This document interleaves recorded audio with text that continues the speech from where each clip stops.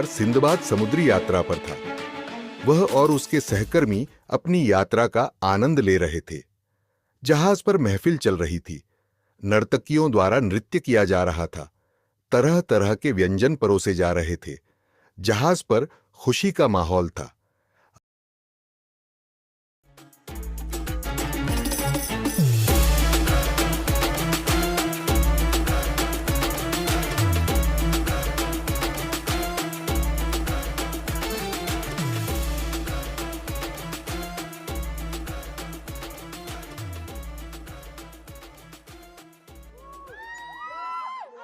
अचानक चारों ओर अंधेरा छा गया।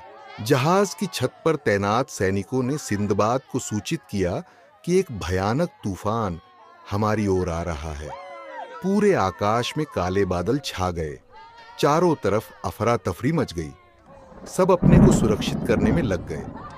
कुछ लोग जहाज के तल पर लेट गए। कुछ ने जहाज में बंधे रस्सों से खुद को बांध लिया। थोड़ी ही देर में समुद्र में ऊंची ऊंची लहरें उठने लगी। अब सबको लगने लगा कि आज तो बच पाना असंभव है। सभी को आदेश मिला कि सब भगवान से प्रार्थना करें। सबने दुआओं में हाथ ऊपर उठा लिए। हे भगवान, आज बचा लो बस। तूफान और भी विकराल होता जा रहा था। ये क्या? एक चील उड़ती हुई आई और जहाज पर बैठ गई। सैनिक बोले, हमारा जहाज तो पहले ही डूब रहा है, अब ये चील भी इसमें वजन करेगी।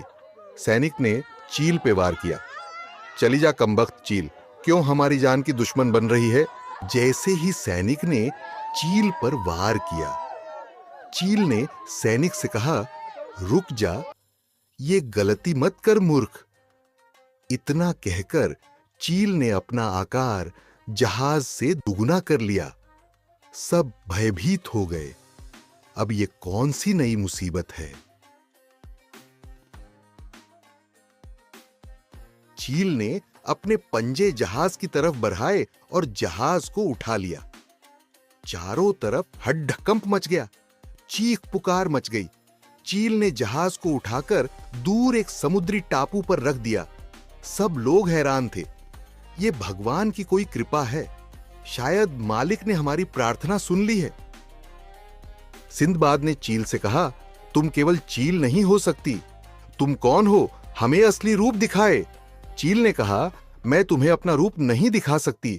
मैं छोटी बड्ढी तो हो सकती हूं, पर तुम हो कौन?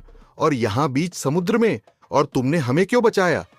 सिंदबाद के मन में बहुत से सवाल उठे हुए थे, जिनका वह चील से जवाब चाहता था। चील ने कहा, मैं भी एक समुद्री यात्री थी। एक बार हम इस भयानक समुद्र से गुजर रहे थे कि भयानक समुद्री तूफान आया और हमारा जहाजी बेड़ा समुद्र में डूब गया। सारे यात्री डूब गए। मैं कई दिनों तक समुद्र में तैरता रहा और आखिर में इस टापू पर पहुंचा। हे ईश्वर, जब सबको मौत की प्राप्ति हुई तो आपने मुझे क्यों बचाया?